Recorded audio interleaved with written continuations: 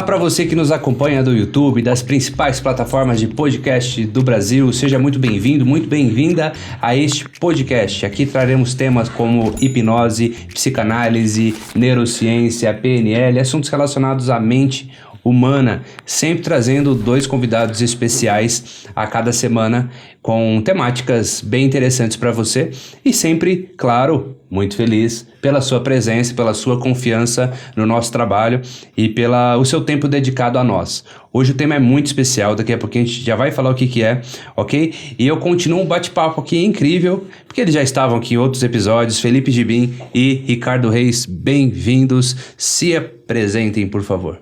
Olá a todos, meu nome é Felipe Gibim, sou terapeuta e treinador de Piracicaba, interior de São Paulo. Eu sou Ricardo Reis, hipnoterapeuta, um apaixonado por programação neurolinguística e produtividade. Sou de Guarulhos, São Paulo. Muito bem, maravilha. Esse tema de hoje, então, qual será, Ricardo? Regressão é mesmo necessário? Olha, eu fico me perguntando muitas vezes até que ponto a regressão é necessária. Eu cheguei a algumas conclusões, que a regressão é só uma das inúmeras formas de se realizar um tratamento, né?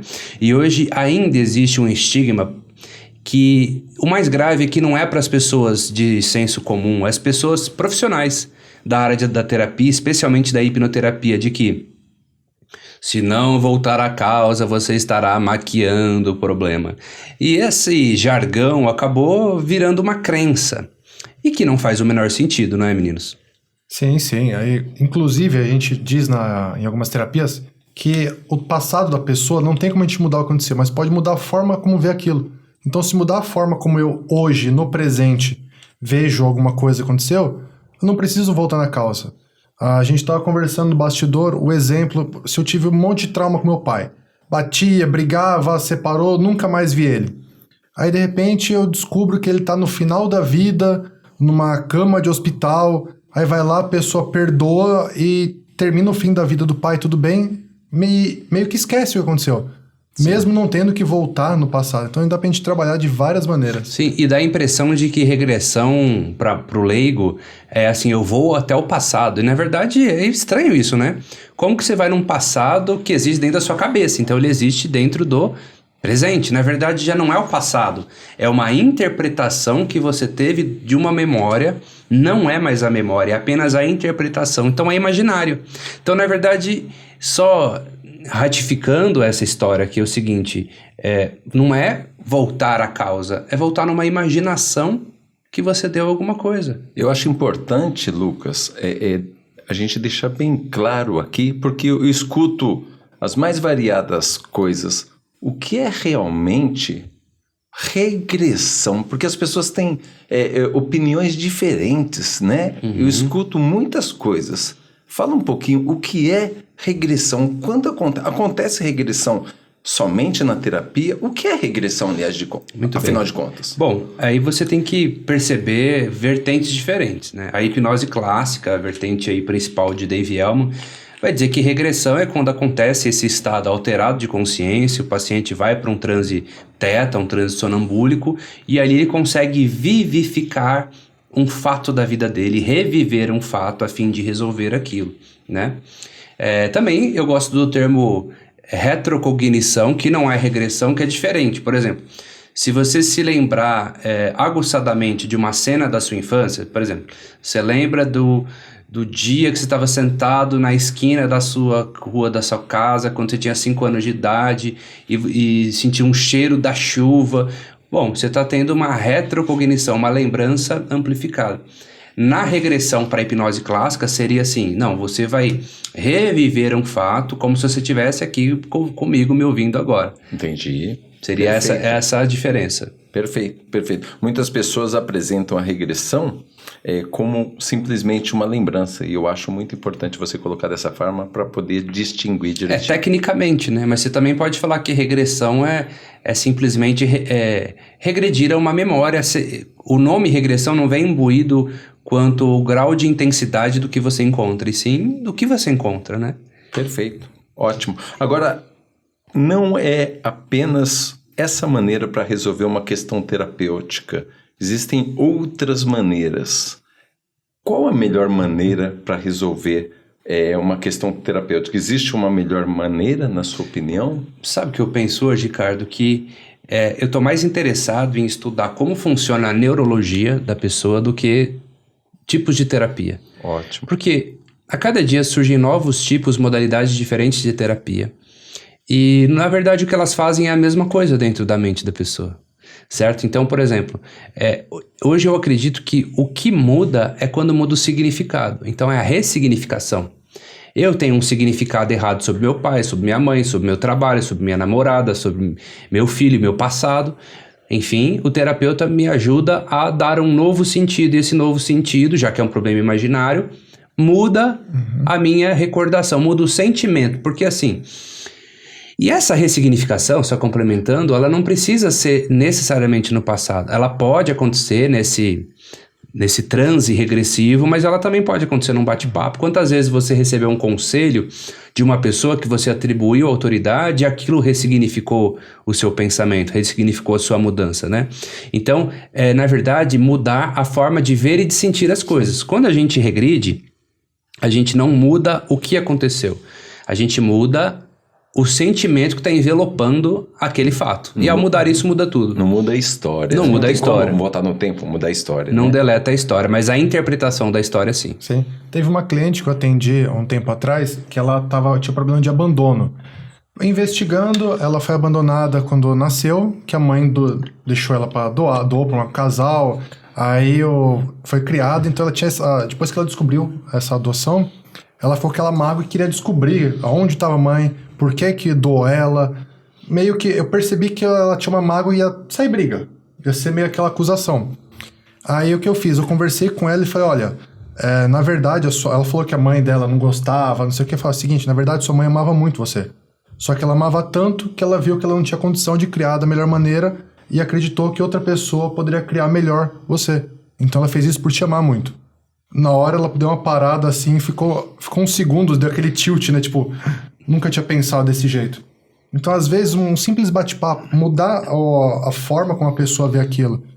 Um grande treinador que eu admiro, o Jorge Coutinho, lá de Portugal, ele é trainer do Tony Robbins, e ele fala da Naná, Nono, né? Que é a filha dele, que morreu com 5 anos de câncer. Com 3 anos ela começou a ser diagnosticada. Aí ele vai dando a palestra mostrando a foto da menininha lá, carequinha, fazendo quimio e brincando como se tivesse nada acontecendo. E ela, super divertida até o final, quando ela morreu com 5 anos, ela entrou em depressão, culpando Deus, culpando todo mundo. E depois dos treinamentos do Tony, ele ressignificou aquilo. Ele via como eu perdi minha filha com 5 anos. E depois de um tempo ele viu, eu tive a oportunidade de ter a minha filha por 5 anos. Então só de mudar a forma como viu aquilo, naturalmente mudou toda a cadeia do significado. E uma pessoa que ressignifica a morte de um filho, ressignifica qualquer coisa, né? Então, assim, tudo tem vários lados, né? É desafiador sempre você superar um problema emocional gerado, mas a boa notícia é que sempre tem uma saída. E a regressão, para você que nos escuta aí, é uma linda saída também, é uma ferramenta maravilhosa. O que a gente está dizendo aqui é que não é a única, e a gente não pode pregar essa verdade como única, até porque tem várias variáveis envolvendo isso. Primeiro, a pessoa se anuncia como um terapeuta regressivo. E aí é comum ouvir relatos como, mas eu não regredi, mas eu só imaginei o passado. Alguns regridem, outros nem tanto. Embora digam que todos regridam, não é bem assim. O nível de vivificação de uma memória é muito variável.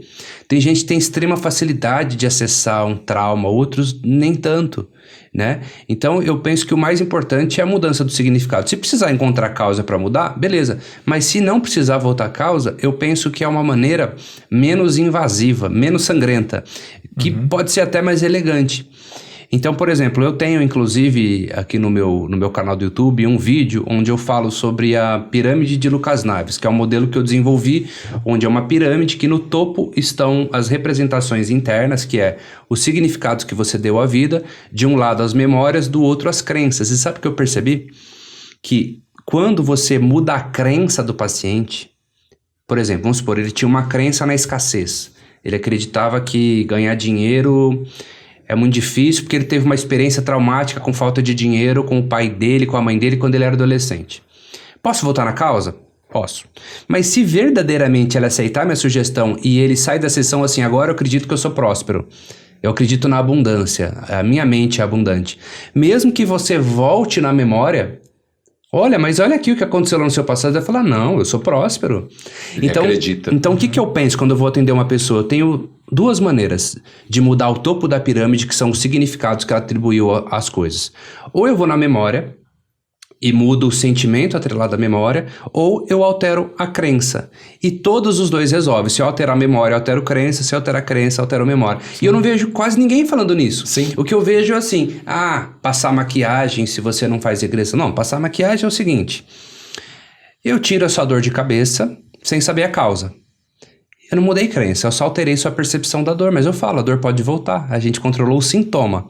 Agora, desde quando mudar crença é passar maquiagem? A crença é o que sustenta o que você acha que é real. Sim. E se o seu problema só existe porque você acredita nele.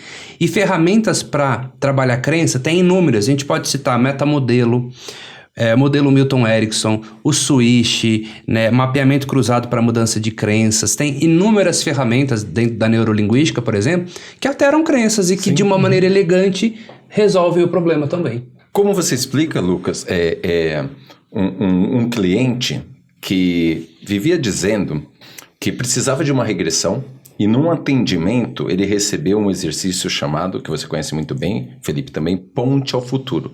E nesse exercício ele passou a ter os sentimentos adequados relacionados à crença, claro, eu posso, e aí teve uma qualidade de vida muito boa. Então entenda, não foi feita a regressão que diziam para ele que era necessária e ele mudou o seu comportamento. Isso se enquadra muito bem na pirâmide, inclusive. Sim, ir para o futuro ou ir para o passado. Ele está indo buscar recursos, não importa onde é. Ele está no imaginário, gente. Sim. Na verdade, ele está no presente, nem no futuro ele está também. Sim. Ele está no presente. Quando ele acha que está em regressão, ele está no presente. Para ele construir imagens do futuro, acontece no presente com as coisas que ele traz do passado. Formidável. Se eu falar assim para você, pensa numa cor nova, cria uma cor nova na sua cabeça agora, que você nunca viu. Você vai tentar misturar uma cor com outra, porque você nunca viu uma cor diferente das que você conhece. Já tá bugando aqui. Então você começa a misturar. Então, se imagine com sucesso.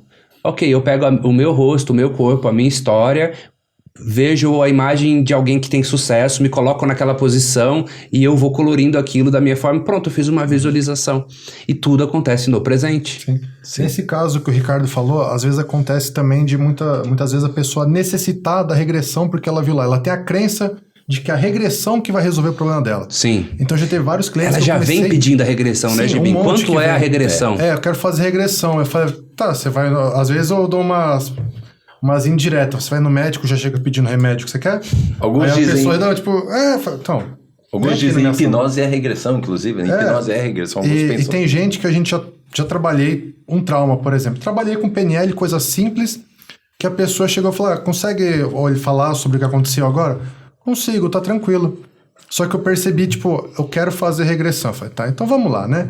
Aí eu falei pra ela, fecha os olhos, agora lembra do momento que aconteceu isso. Aí eu fiz uma trabalhadinha básica de submodalidades com a PNL e falei, pronto, gostou da regressão? Ela falou, eu sabia que era na regressão meu problema. E se eu não faço aquilo, ela é capaz de sair e falar, putz, perdeu o efeito porque ela queria a regressão. Mesmo trabalhando, ela acreditava muito naquilo. Você falou muito bem que a pessoa não pode escolher o remédio que ela quer, porque às vezes ela quer regressão, mas não é o que ela precisa. Pode ser que seja o que ela precisa, mas vai depender de nível de acesso à emoção, nível de transe, se há necessidade de voltar lá mesmo, se tem algo para ser trabalhado, se tem alguma questão a ser trabalhado, se não tem outra forma de se fazer isso. Então, eu penso assim que tem vários pré-requisitos para você falar, vou fazer essa regressão, né? E engraçado, quando eu comecei a postar, anos atrás, meus primeiros vídeos de atendimento na internet, né? Foi algo novo para o ramo da hipnoterapia, porque todos faziam regressão. Eu devo ter uns 8, 10 vídeos aí no YouTube de regressão, mas assim, eu comecei a postar vídeos em que eu fazia algo diferente e a pessoa se resolvia. E os comentários... Coisa simples, né? E os comentários eram assim, não é possível. Sim. Não é possível, você não regrediu, vai voltar daqui a pouquinho o problema. E pelo contrário, eu recebia pessoas no meu consultório, assim, Cara, fui num terapeuta regressivo, ele me pôs em transe, abriu um monte de problema, não soube fechar. Chorei 2 horas e saí de lá pior do que entrei. Por que que isso acontece? E a resposta é, a própria neurolinguística responde isso. Falar do problema tem o risco de você fortalecer a conexão neural do problema. Onde vai a atenção, vai a energia. Aquilo fica mais forte do que já é. Sim, onde vai o foco amplia. Gente, se for fazer regressão, seja pontual. Vai, encontrou a emoção, já põe um novo sentido, vaza dali. E já vai para sugestão direta, vai para reforço positivo, porque senão você faz uma caca no lugar daquilo. Dependendo do caso, a gente entende que tem um material recalcado que a pessoa vai pôr para fora. Isso. Só que aí o terapeuta tem que ter aquela sensibilidade de entender qual que é o momento que a pessoa realmente precisa pôr para fora. Então, às vezes, já fiz casos que a pessoa tava xingando, peguei uma almofada e botei, deixei ela ficou dando soco naquilo, botando a raiva para fora. Deu certo para ela. Então, dependendo para outro, do caso, talvez não dê. Sim, dependendo do caso, tem que sentir e ver o que essa pessoa precisa. É pôr essa raiva para fora? Porque às vezes, se ela não pôr aqui, ela pode pôr em outro lugar.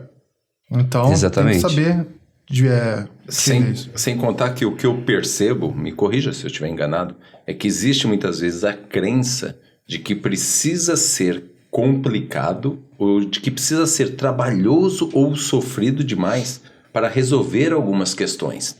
É difícil para muita gente entender de que um processo inteligente e eficaz e muitas vezes até rápido vai resolver. Até pelo fato da pessoa estar sofrendo muito tempo. Por exemplo, eu já sofro tantos anos, 15 anos, 20 anos com esse problema, como que de repente uma estratégia, uma técnica de programação neurolinguística ou de hipnose que não seja regressão, lembrando que a regressão é o último entre os casos, mas em outros casos, outras técnicas vão resolver, muitas vezes de forma rápida. Isso acontece muito. Sim, sabe para que eu acho interessante a regressão? Especificamente falando, eu acredito que quando o paciente ele tem uma demanda, ele tem um padrão e ele não sabe de onde vem aquilo. E ele fala assim, por que eu me comporto dessa forma, Lucas? Eu queria saber. Além de resolver, eu quero saber de onde vem isso. Por que eu ajo dessa forma? E é mágico, né? Quando você põe ela em transe e pergunta ao subconsciente, gera expectativa e busca a emoção, parece um pão saltando da torradeira, falando, ó, é isso daqui. Foi nos seus 8 anos de idade, quando aconteceu isso. Então é muito interessante descobrir. E às vezes tudo que ela precisava era de ter um motivo que justificava o padrão dela hoje. Ela dá um sentido para aquela causa e não tem mais o sintoma. Nesse caso, regressão é sensacional. Sim. E dependendo do caso, a gente fica até... Como é que a gente vai atender aquilo? A gente não sabe por onde ir. Aí quando você faz uma regressão, já começa a surgir todas as informações que você precisava. O que aconteceu, por que ela quer se proteger, por que daquela emoção, o que falavam com ela, como você ressignificar. Então só de você entender a emoção e buscar, você já às vezes traz um caminhão de informações. Às vezes você nem precisa, às vezes está meio na cara. Mas às vezes complementa mais informações, né? Sim. Agora, vale se dizer do risco de se fazer uma hipnoanálise, porque colocar em transe e ficar fazendo um questionário pode acontecer o que acontecia com Freud, que é implantar memórias falsas, que foi uma das alegações do Freud quando não entendeu muito bem a hipnose, acabou sendo mal interpretada, enfim, não vou entrar nesse mérito, mas a hipnose poderia gerar memórias falsas, mas é claro, você faz perguntas indutivas para a pessoa em transe, ela tende a responder coisas que nem aconteceram. Então o que eu penso? Anamnese, fora do transe. Entrei em transe é perguntas rápidas, objetivas. De dia ou de noite, sozinho, acompanhado, dentro ou fora, o que está acontecendo, quem está aí, resolva assim, assim, assado, traz o recurso, solução, acabou, sai daqui, vem pro presente. Não é ficar amassando barro naquela demanda ali, porque pode surgir memória falsa. Sim. Inclusive, tem muitos autores que falam que todas as vezes que você busca memória, ela vai ser falsa. Porque aconteceu um fato, passa por filtros e é gravado na mente. Aí quando você busca de novo, você vai passar por esses filtros de acordo com a sua idade, o seu estado emocional, aí acessar aquela memória, voltar e explicar de uma outra maneira. Então, por exemplo, um trauma aconteceu na sua infância. Você falou da gagueira em outro episódio.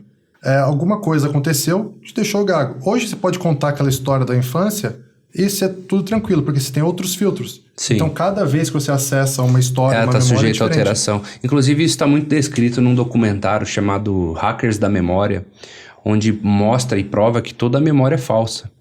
Que, na verdade, o que a gente tem é apenas uma interpretação do fato, já não é o fato. E a cada vez que eu busco esse arquivo dentro da minha biblioteca mental, eu estou sujeito a alterar uma cor, um padrão, uma pessoa. É aquele famoso quem conta um ponto, aumenta um ponto. Sim, e questão de foco também. Porque se nós três vermos um mesmo fato aqui, estamos de repente desceu na rua, vimos um acidente. Pode ser que um passa mal, pode ser que um vá ligar numa emergência, pode ser que um se desespere, e pode ser que tenha um outro do lado da rua tirando foto para mandar pro grupo dos amigos. Então, o fato é o mesmo, cada um tem uma interpretação, e às vezes você vê casos de gêmeos, que eu já atendi, tipo, que um é alcoólatra, outro não é. Ou um tem um problema, o outro não tem. A criação, a mesma. Personalidade completamente diferente, porque cada um viu o pai bebendo de uma maneira diferente. Então isso é muito comum. Interpretação, né?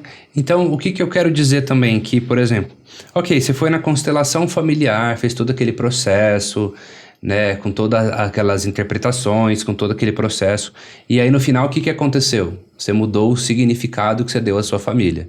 Você foi no terapeuta de Theta Healing, fez aquela condução, taranã, você foi pra Theta e taranã, né, subiu, foi pro espiritual, o que no final aconteceu? Mudou o significado. Você foi no psicólogo, ele bateu um papo com você, fez perguntas inteligentes, levou você para uma linha de raciocínio, você chegou à conclusão, o que chegou?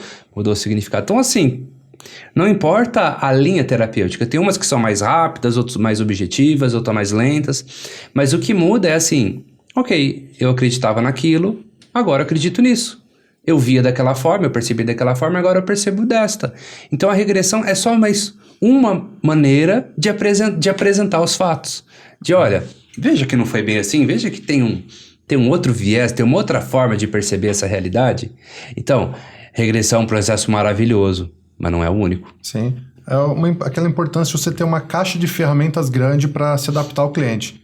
Se eu só tenho uma ferramenta, eu vou querer consertar esse microfone com uma chave de fenda. Se eu só tenho aquela ferramenta, eu quero isso. Só que se eu entender que eu tenho uma caixa de ferramentas gigante, eu posso ter várias ferramentas que podem contribuir para ter o melhor resultado. E numa terapia, dificilmente a gente usa uma técnica. A gente usa uma e depois vai para outra, vai ajustando. Quando e se o cara só sabe regressão, acaba que não fica personalizado, né? Porque não deixa de ser um script. A única coisa que vai mudar na regressão é a história e como ressignifica, porque o processo de fazer regressão não deixa de ser um script. Agora, então, tem que ter outras ferramentas. Sim. Agora, falando de regressão especificamente, a gente usa algumas vezes a regressão e outras vezes não, isso está claro. Mas falando de regressão, muitos profissionais que utilizam a regressão, eles defendem a ideia de que nós devemos ir naquele momento específico, que é o primeiro momento onde aconteceu a causa. Qual é a sua opinião, Lucas, sobre isso? É necessário ir naquele primeiro momento ou não? Qual que é a sua opinião? Olha, primeiro que até o nome dado é um nome que eu não utilizo mais, que é o evento causador inicial. Por quê? Às vezes volta-se num evento causador inicial. Aí o que acontece? Você pergunta pro cliente em transe se tem uma outra causa especificamente sobre aquilo e ele vem para um momento antes daquele. Entendi. Você fala, então esse não é o inicial, esse é o principal, é isso. Esse é o cabeça, vamos dizer assim. O mais forte. É o mais forte, não é o inicial. Sim. Né? E também a crença de que assim, se você tem 20 traumas, a gente tem que ir um por um. Me parece muito, sei lá, cansativo isso. Pega alguém com 80 anos, vai dar... Olha, as minhas regressões são assim, eu encontro a causa inicial, no máximo vem 2 ou 3, por quê? A gente já limpa de tal forma a primeira que as outras vão sendo limpas por... generalização. Assim, por tabela. Às vezes o problema que você teve com seu pai, que foi tratado aos 8 anos de idade na regressão, não faz sentido você vir aos 15 quando ele te ofendeu, você já perdoou, você já ressignificou ele. Já perdoou o pior problema? E outra, se eu falar assim, ok, se tiver mais algum trauma aí, apareça agora. Você vai ficar até amanhã. Sim. Porque tem trauma de todo tipo. Sentido. Então tem que ser assim. Uma pergunta que eu faço, quando eu acabei de ressignificar junto ao paciente o primeiro evento, eu pego o braço da pessoa, ergo e falo assim, quando eu soltar esse braço, Se houver mais algum trauma especificamente ligado ao que você me reclamou aqui no consultório, a sintomatologia do que você trouxe, vai aparecer. Mas se seu subconsciente julgar que já não é necessário, que você já entendeu, você já superou e tá tudo certo, não aparece mais nada. Então eu dou duas opções. Se aparecer, a gente vai limpar também. E eu tenho percebido que depois de fazer essa pergunta, tende a não aparecer mais coisas. No máximo, mais uma, mais duas e já encerra. Se você forçar para aparecer mais coisa, vai aparecer. Aparece. Eu acho interessante essa linguagem clara, porque se o terapeuta ficar falando muitas coisas, vai poluir. E o pior vai disso, criar muitas o que situações. o hipnoterapeuta comete de erros muitas vezes é o seguinte: ele quer induzir a solução. Tipo, vai, perdoa o cara que te abusou. Vai, não, você tem que perdoar ele. E isso é a sua crença. Isso não é a crença do paciente. Às vezes o paciente fala, não quero. Então, outra pergunta importante. Chegou lá na causa. Pergunte ao subconsciente do paciente. Subconsciente do cliente tal. Com toda a sua sabedoria, qual a melhor forma de resolver, de ressignificar isso que aconteceu? Então, o subconsciente dela vai gerar uma resposta. Eu devo sentir indiferença por ele. Ou então, respeitando a pessoa. Eu devo perdoar. Eu vou respeitar o que ela fala. Eu sou apenas um intermediador que pode orientar. Você não acha que seria melhor perdoar? Não acho. Ok, tudo bem. Então, o que temos, né? Subconsciente, qual a melhor forma? Às vezes ela vai falar assim, é virar a página, deixar isso pra lá, Lucas. Ok, tudo bem. Então vamos virar a página. Porque é o que é... eu penso assim, a resposta já está na mente da pessoa, a solução já está lá dentro. Ela só não está conectada com o problema. Sim. A solução não está conectada com o problema. Agora, se eu induzo, você tem que fazer isso. Aí não é autêntico. Sim. Pode não encaixar a resolução perfeitamente na mente dela. Às vezes já está com a solução aqui, só que tem um problema na frente da solução. A hora que você consegue dissociar, que a gente chama de afastar um pouco mais, ela consegue ver isso. Quando a gente está preso no espaço do problema, a gente não enxerga direito. Sim. E tem casos, por exemplo, que você trata um medo da pessoa. Tem um super medo de barata. Depois você trata o medo de barata, ela tinha um medinho de lagartixa. Uma hora que ela vê lagartixa, ela não liga, porque já superou o maior medo que ela tinha. Já aprendeu a reagir, né? Sim. Na Gestalt terapia tem aquela visão quando você altera um dos fatos daquela Gestalt, você altera os outros por tabela. O efeito cascata, né? Sim, o efeito você dominó. acaba alterando. Então, se você pegar um trauma, por exemplo, você deu o exemplo da briga com o pai. Se pegar um trauma desse, já pode ser que os outros já vai dar uma alterada boa, o suficiente, pelo menos para a pessoa ficar tranquila. Você sabe que dentre as minhas técnicas, ferramentas que eu mais utilizo no atendimento, acho que dentre as 5, 6 que eu mais uso, a regressão está dentro dessas. Eu uso realmente bastante a regressão. Eu acho ela eficiente. Eu acho que eu acabei por desenvolver uma forma mais rápida e menos catártica de fazer regressão. Não é pesada, ela é light. Em 20, 25 minutos eu já fiz o processo todo. Mas eu sempre me preparei para... E se não der essa regressão, o que eu tenho na manga? O que eu tenho de outra... Ou melhor, o que eu posso fazer antes de precisar de ir para a regressão? Né? Sim. Porque é aquilo. Tem pessoas que simplesmente vão ter a maior dificuldade de acessar aquele transe. Por mais que você explique, você faça o pré-tal, que você ensine ela a entrar em transe, ela vai entrar? Vai, mas talvez vai demorar 3, 4 sessões para ela aprender a entrar em transe. Então, para que eu vou brigar com isso? Ou não quer revelar a causa, por que eu vou brigar com isso? Vamos por outra abordagem. Sim, isso a respeitar o pressuposto da hipnose, que é acompanhar e conduzir. Acompanhar e conduzir é justamente isso. Eu respondo às respostas que você dá, de acordo com o que você dá, de maneira personalizada, sem induzir conteúdo. E às vezes, dependendo da causa, mesmo você criando um ambiente seguro, criando conexão, mostrando que você está lá para ajudar a pessoa, ela não está se sentindo bem em colocar aquela causa. Eu vejo isso muito em terapeutas que atendem amigos, familiares. Se, por exemplo, surge um problema com a irmã de alguém, aí você vai lá, de repente descobre que ela foi abusada por um tio. Ela não vai querer falar isso pra você e você, de repente, conhece esse tio. E como você vai ver ele depois? Então, dependendo do caso, a pessoa não abre. Nem quer, né? Sim. Eu vejo também muito assim, eu gosto de contar uma metáfora do seguinte: imagina que você tá caminhando pelo centro da cidade durante o dia, você foi resolver umas coisas de manhã, e você tava todo arrumadinho, engomadinho, bonitinho, igual a gente tá aqui. E de repente alguém te derruba café.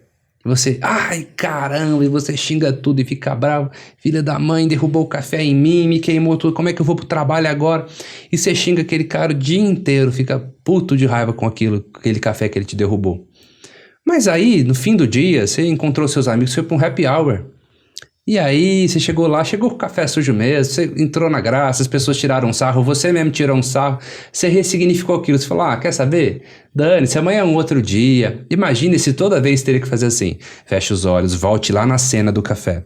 Sinta o café caindo em você. Tá quente ou tá frio? Tá queimando muito? E agora, você pega essa pessoa que te derrubou e fala isso pra ela. Isso, fala. Gente, quantas coisas, você que nos escutam aí, quantas coisas você já ressignificou na sua vida? Você não precisou de voltar no passado. Você apenas teve um clique e falou, tá bom. Cansei de pensar nisso. Vira a página. Então, vira a página. Agora, se você acreditar aqui, não, eu preciso regredir para virar a página, tudo bem também. Seu desejo é uma ordem. Vamos fazer isso. Sim. Aí depende tudo da crença do cliente e você entender a crença dele. Igual quando a gente trabalha com gente que é mais religiosa, com um lado que a gente talvez não acredite tanto. Quando eu digo não acreditar, não é não acreditar em religião, mas na religião especificamente o que ela acredita. Então você ser neutro e se colocar no lugar da pessoa, trabalhar com o que ela tem. Sim. Olha, eu particularmente, que atendo pessoas, eu gosto bastante de usar submodalidades, diretamente, submodalidades. E muitas vezes não tem nem mesmo a necessidade de deixar a pessoa em transe, em vigília, aplicando submodalidades, e eu percebo grandes resultados. O Lucas é um especialista em aplicar submodalidades e a gente sabe que a gente tem grandes resultados. Você concorda com isso? Sim, sabe o que é legal das submodalidades? É que você pode, de certa forma, mudar a crença do cliente sutilmente. Sim. Por exemplo, ele tinha fobia de um animal qualquer. Então, na verdade, ele tinha fobia da representação daquele animal, não do animal em si. E aquela representação tem uma cor, tem uma forma, tem um tamanho. De repente, a gente começa a alterar aquela percepção. Afasta, diminui, muda de cor, gira ao contrário, cria uma história em cima daquilo, engraçada, ridiculariza.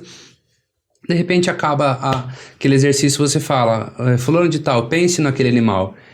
Ele falou, não me incomoda, pra mim é como se fosse algo assim. Foi a mesma coisa que uma mudança de crença, porque sem eu precisar de falar, acredite nisso agora. Sim. Foi assim, mudando a estrutura subjetiva que sustenta a experiência que ela deu. Agora imagine que esse registro, né, eu costumo chamar de registro, que incomodava essa pessoa há anos, nesse caso específico, não houve necessidade de fazer uma regressão, e a crença dessa pessoa mudou. As sensações dela são e não outras dói, a né? partir de agora. A submodalidade não dói. Muitas vezes engraçado. Sim. Feito com algum adolescente, ou mesmo uma criança, ou mesmo um adulto. E a qualidade de vida dessa pessoa muda. Que num bate-papo você pode... Num barzinho você pode fazer isso. Sim. E essa parte de submodalidade você pode mostrar para a pessoa como ela representa os problemas dela e como ela consegue mudar. Como é fácil. Sim. Então só de você ensinar isso para ela, a pessoa pensa, nossa, é tão fácil assim realmente mudar a percepção de algo. Então quando ela tiver outro problema, mais simples, ela consegue mudar. Sim. E um cliente assim, ele fica grato porque ele vai indicar mais e fala, nossa, agora eu tô aprendendo a me virar sozinho. Sim. Tá independente. E, claro, a gente precisa de contextualizar. Tem pessoas que assistem aqui que já sabem o que são as submodalidades, mas tem pessoas que estão falando agora. O que é isso, né? Isso. Então, as submodalidades, você tem que entender o seguinte. Modalidades são os nossos sentidos básicos. Você tem a visão, a audição e o sinestésico. Dentro do sinestésico tem o olfativo e o gustativo. Submodalidades, tá abaixo das modalidades. Então, são as variações desses sentidos. É como você percebe especificamente a realidade. Especificamente como você percebe a realidade. Então, eu tenho fobia de avião. Tá, qual imagem vem na sua mente? Esse avião tá perto ou tá longe? O que você sente em você? É algo quente ou gelado? Gira ou expande ou contrai? É eu pegar o detalhe. Qual o som? É um som grave ou agudo? Então, uma vez que eu faço essas perguntas, eu consigo identificar justamente a estrutura fina que mantém o registro que o Ricardo falou. Ao entender essa estrutura, esse ajuste fino, eu descarrilho esse trem.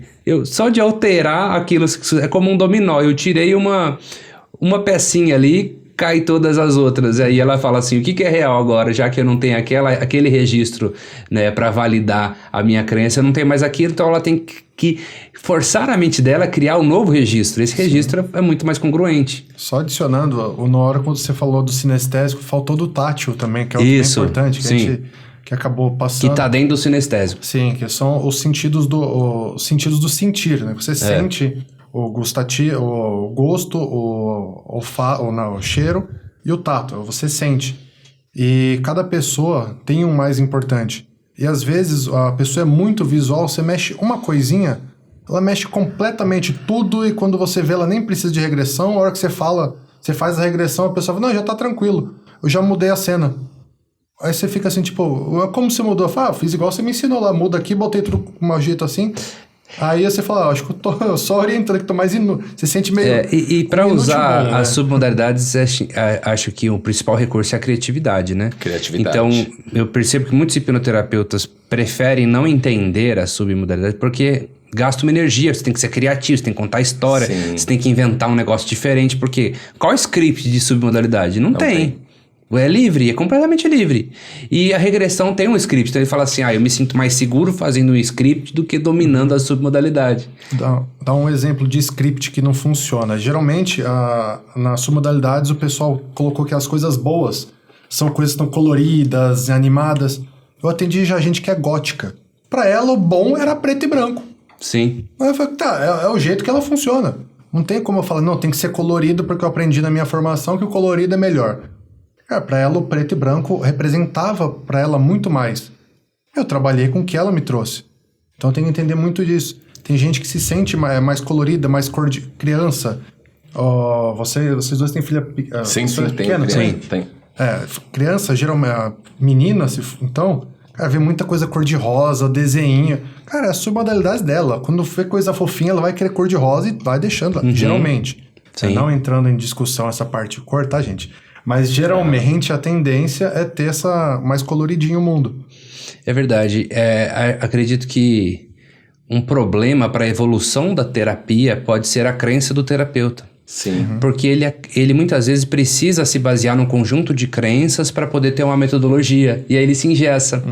E ele fere um dos principais pressupostos da neurolinguística, que é o mapa não é território. Por exemplo, eu podia criar um script assim... Vamos lá, pessoal. Então, inspire azul, inspire vida, saúde, tranquilidade e expire os sinos, põe para fora todas essas toxinas, tristeza, melancolia, vai tudo embora. E se inspirando azul, aí sempre tem um que vai levantar a mão e falar, mas para mim não faz sentido. Por quê? Não, porque sabe, azul pra mim é morte. Uma vez eu fui num velório e o manto que tava em cima do caixão era azul. E cinza eu gosto, que é a cor do time favorito de futebol que eu gosto. Então, pra ele vai ter que inspirar a cinza e soltar azul. Então olha que tá aí. É só mudar. Ó o script, né? Sim. Então o script, ele é engessado, porque cada pessoa é de um jeito. Sim. E entra muito também dessa parte da crença do terapeuta. Se o terapeuta acredita fielmente que tem que ter regressão para resolver... e o cliente não entrar em regressão, ele vai achar que foi ruim a sessão e isso o cliente vai perceber e aí não vai ter resultado de jeito nenhum, porque ele percebe que o terapeuta tá lá, tipo, e agora? O que eu faço? Né, saiu da minha caixinha, né? Sim. Olha, um exemplo simples, se vocês me permitem. Uma mãe me ligou outro dia e disse o seguinte, eu preciso fazer regressão com a minha filha, eu não tinha mais horário para atender. E eu sei que precisa ser regressão. Minha filha tem medo e ela tem medo de monstro. E aí ela me falou, o monstro, eu tenho até a definição, o monstro é marrom, ele tem dentes grandes, ele é assim, assim, assado. Eu disse, eu não tenho tempo de atender, você vai fazer o seguinte, conta uma história para ela à noite sobre o monstro, que o monstro ele tem uma outra cor, sob modalidade. O monstro é cor de rosa, as cores preferidas do seu filho, da sua filha. É banguelo, passa batom e dança a música preferida. Simples assim. Ou seja, alteramos completamente a imagem do monstro. Deixou o monstro pequeno. Não houve necessidade de regressão. Coisa de 5 minutos. E a resposta vocês já sabem. É, porque A criança tá dormindo muito mudou bem. sutilmente o significado. Porque se ela vê um monstro grande, é algo que Isso. incomoda ela.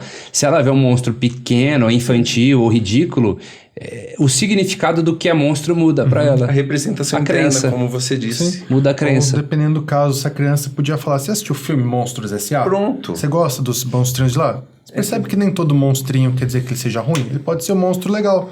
E você pode estar achando que ele é um monstro bravo, mas ele só tá querendo sua amizade. E depois você conhecer ele vai ser legal. Aliás, os desenhos nos ensinam, né? Fica a dica aqui para os terapeutas assistirem desenhos. Tanto que o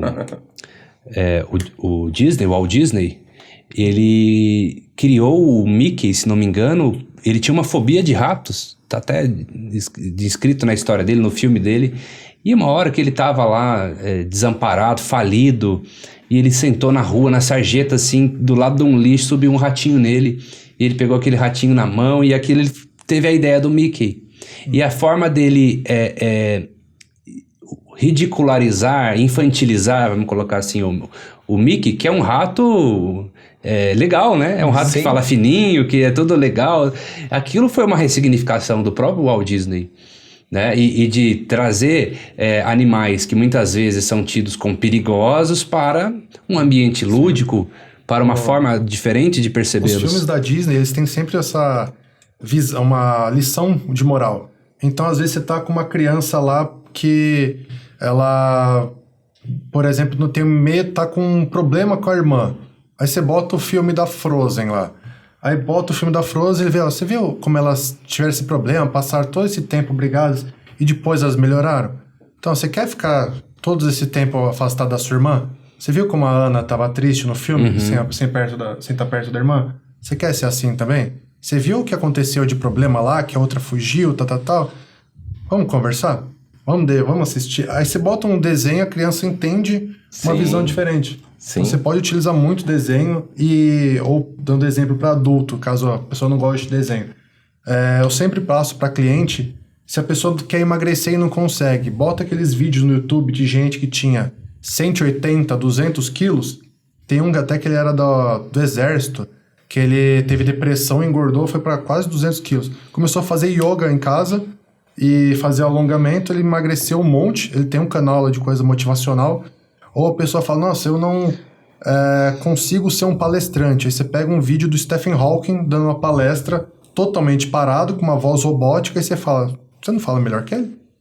Ou você mostrar, eu nunca vou conseguir uma mulher assim, assim, assada. Aí você pega um vídeo do Marcus Rossi, do Nick Vujicic, que é gente que não tem nem braço, nem perna, e tem uma esposa, tem filhos, tudo. Aí a pessoa fica aquela cara, tipo, tá, eu não tenho mais problema. É muito comum. É boa, né? Ver um novo sentido em tudo, né? Que é tudo que a gente tá falando aqui. A verdade é uma só. Mudanças acontecem, incluindo com a regressão. E de várias formas diferentes. Estejamos preparados. Estejamos abertos às ferramentas. Exatamente. E não sejamos defensores enrijecidos, inflexíveis de uma coisa só. Exatamente.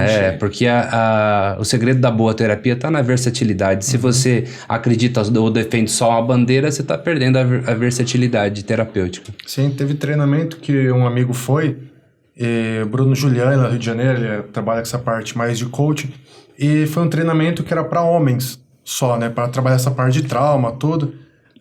Igual tem o sagrado feminino, tem também o sagrado masculino. Então, ele foi lá para trabalhar algumas coisas dele e começou a escutar histórias de gente falando de abuso, que o pai batia, não sei o que, quebrava as pernas.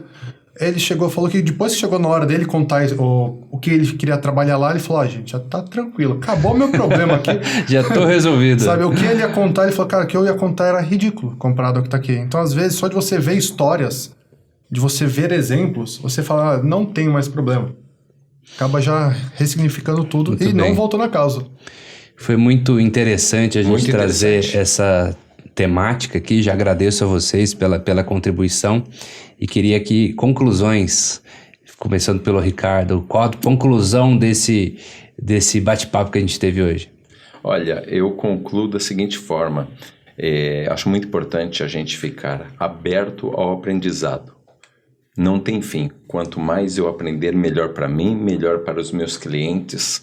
Eu só sei que nada sei, essa é a verdade. E assim todos os meus amigos, familiares e clientes ganham com isso. Isso aí. Gibim. Sim, eu ia bem para esse lado também e também para Desculpa, falar... roubei então.